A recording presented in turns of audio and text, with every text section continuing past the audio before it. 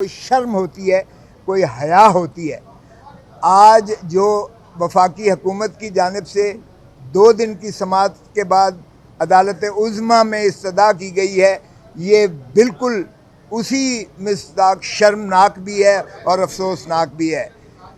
ये 2 दिन पहले जब शुरुआत हुई तो जस्टिस मंसूर अली शाह साहब ने बैठकर एक बात कही कि किसी को अगर आज एतराज़ है मेरी एक साइल की रिश्तेदारी के साथ, तो वो अभी फरमा दें, अभी कह दें तो मैं उठ जाता हूँ, इसलिए कि ये एक पब्लिक इंटरेस्ट की बात है, इसमें रिश्तेदारियों की आड़ नहीं आती है, ये बुनियादी हकूक़ की बात है, ये इंसानी हकूक़ की बात है। इसलिए फ़ैसला करने में मैं कोई जो है तज़ब्ज़ब नहीं महसूस करता अपने ज़ाती तईं। लेकिन अगर किसी को कोई एतराज़ है तो आज फरमा दें। अटॉर्नी जनरल साहब ने और सरकार की जानिब से जितने दीगर वकला खड़े थे, उन्होंने सब ने कहा हमें कोई एतराज़ नहीं है।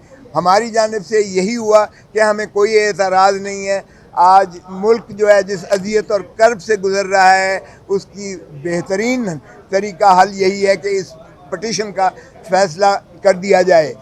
जनाब बैरिस्टर एतज़ाज़ चौधरी एतज़ाज़ आसन ने भी कोई अपनी ज़ाती रंजिश नहीं लेकर आए थे सुप्रीम कोर्ट में, बल्कि वो भी एक ऐसे जज्बे के तहत आए थे कि बुनियादी हकूक़ की पामाली और आइन से मावरा इक़दामात होने जा रहे थे, जिसकी वजह से वो तशरीफ़ लाए यहाँ सुप्रीम कोर्ट में आए और मुझे वकालत का शर्फ मिला इनकी जानिब से।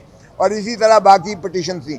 2 दिन अदालत उज़्मा ने 4-4 बजे तक जो है सुनवाई की इस केस की, और आज जो है इसको फिक्स किया गया था। आपने देखा कि पहले ही वफाकी हुकूमत ने जो शोर मचा रखा था कि हम इस फैसले को नहीं मानेंगे, और इस फैसले की तस्दीक कर रहे थे कि बेंच पर एतराज़ात वफाकी हुकूमत जिस अंदाज से भोंडे अंदाज से कर रही थी, वो भी सबके सामने है।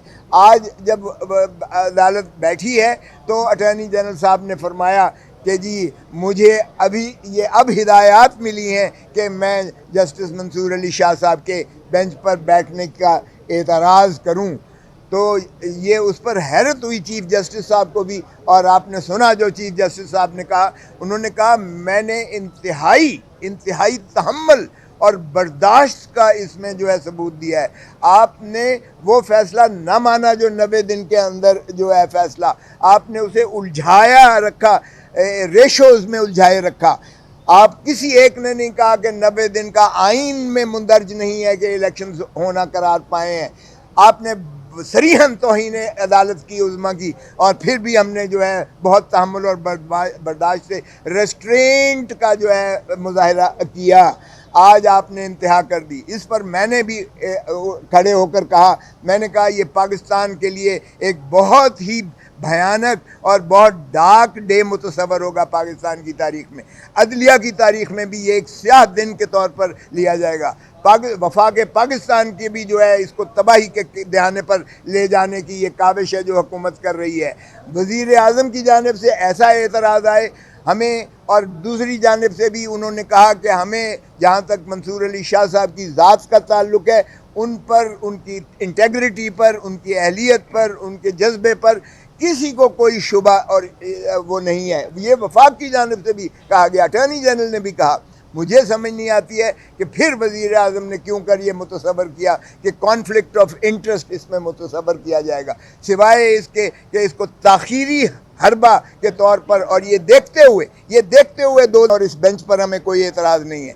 इसके कहने के बाद ये उससे वापस नहीं जा सकते हैं। उस बात को जो इन्होंने की थी उसका ये यू टर्न नहीं मार सकते हैं। और 2 दिन की समाअत के बाद आज इनको यकदम इल्हाम हुआ है कि मंसूर अली शाह साहब को जो है एतराज़ किया जाए, तो ये वाज़े इस चीज़ की गम्माज़ी करता है कि ये इन्होंने इस अमल को नाकाबिल दिफा समझते हुए अपने ख़िलाफ़ फ़ैसला आने की जो है बिल्कुल एक नबिश्ता दीवार समझते हुए इन्होंने ये ऑब्स्ट्रक्टिव डिवाइस अडॉप्ट की है, जिसकी मैं समझता हूँ वज़ीर आज़म की शदीद मज़म्मत करते हैं, और वकला ला महला इसको जो है वो बर्दाश्त नहीं करेंगे कि इस तरह के एतराज़ात सुप्रीम कोर्ट में वफाक की जानिब से किए जाएँ। और अवाम पाकिस्तान की कर्ब और अजियत में इस तरह इजाफा किया जाए।